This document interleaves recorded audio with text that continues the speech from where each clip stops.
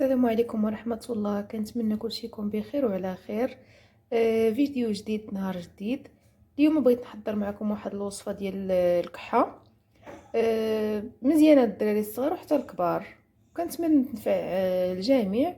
وهانتوما معايا الوصفة. غادي نحتاجو فيها، عندي هنايا جوج ريوز ديال الثوم اللي سلقتهم، وغنحتاجو زيت البلدية، وغادي نحتاجو العسل الحر.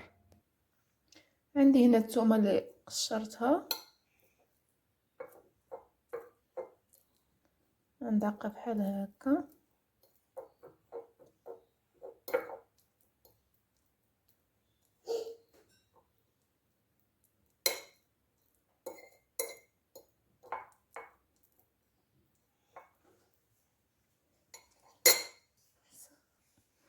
غنزيد عليها معلقه صغيره ديال الزيت البلديه. عندي هنا معلقه ديال الزيت البلديه، وغنزيد معلقه ديال العسل الحر حتى هي صغيره، ومعلقه هنا ديال العسل الحر. صافي هنايا خلطت المكونات مع بعضهم. كنحصلوا على هذا القوام بحال هكا. هاد الوصفه هذه يقدروا يستعملوها الكبار والصغار، زوينه.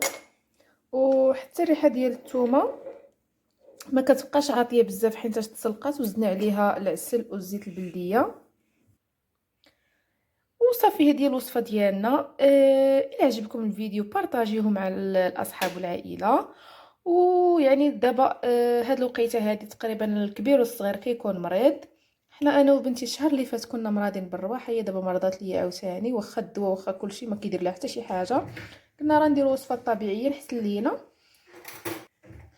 كنتمنى تشتركوا في القناه وتفعلوا الجرس باش يوصلكم اي جديد عندي. ما تبخلوش علينا بلي لايك، بشي كومونتير زوين. الى فيديو لاحق ان شاء الله، مع السلامه.